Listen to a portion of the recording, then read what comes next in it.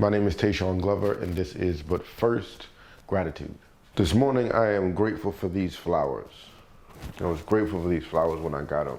And today, I realized how quickly I had gotten used to them and hadn't been pausing to look at them and to smell them.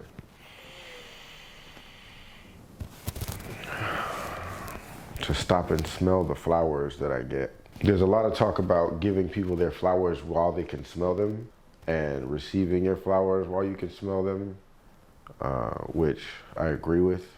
I think it's also important, and probably more important, to stop and look at and smell the flowers you get when you get them, and look back at them and stop and smell the flowers you have received in life. I had a conversation with my boy Steve Donaldson, and we were talking about how sometimes different people have told each of us that we were their best friend, or we found out some other way that they considered us a best friend. And that's not always a mutual feeling, or a mutual relationship. We were talking about how it doesn't have to be. That person, we grow up thinking that best friends are closest friends, and that's not necessarily the case. Especially in adulthood, when life and personality and identity become more complex.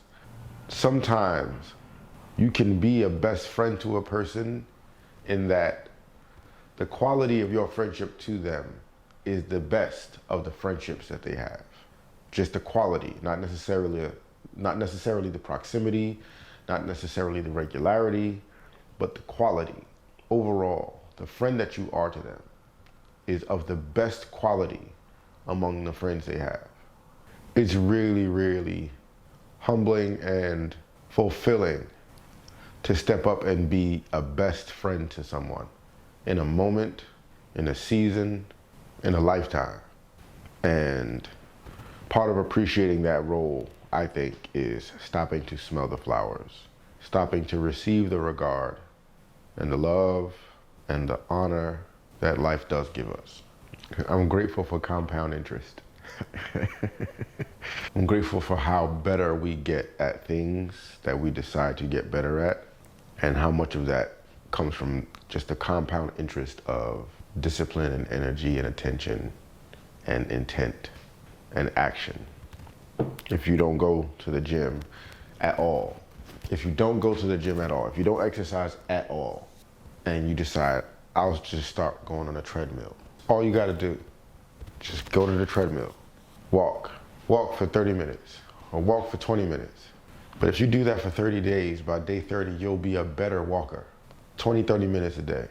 You'll be a better walker. You will walk better. You will breathe better. You will feel better. You will be better. I'm grateful for growth. I'm grateful for personal growth, professional growth, creative growth, emotional growth, physical growth. I'm grateful for when my mind pricks me with the reminder of a thing that I'm supposed to be doing that I haven't started doing or haven't been doing regularly or properly. I got this book I've been meaning to start reading that I have not. I'm gonna start reading it today. But I'm grateful for those nudges, those pokes, those mental reminders. If it's to read a book or to email someone or to clean out the refrigerator or whatever. I'm grateful that those reminders echo loudly enough in my mind that they haven't been drowned out or silenced, that I lean into them. I'm grateful that I get them and that I lean into them. I don't always lean into them. I'm grateful for when I do. And I'm grateful for the compound interest of more regularly leaning into them the more I lean into them. I'm grateful for knowing what works for me. I was talking to a friend of mine about how valuable positive ideas and feelings are to me in the morning, like first thing in the morning. What I hear, what I see, what I do. So much of my daily disciplines and productivity and fulfillment and balance have to do with starting my day out with a great deal of positivity. And knowing that sometimes it's motivational, talk or speech. Sometimes that's an educational talk or speech. Sometimes it's comedy. Sometimes it's music. Every day it's gratitude. Every day. Movement every day. Always, always, always beneficial. Always, always allow me to tap in. For whatever reason, comedy doesn't always tap or resonate with whatever I need that morning. You know, music doesn't always resonate.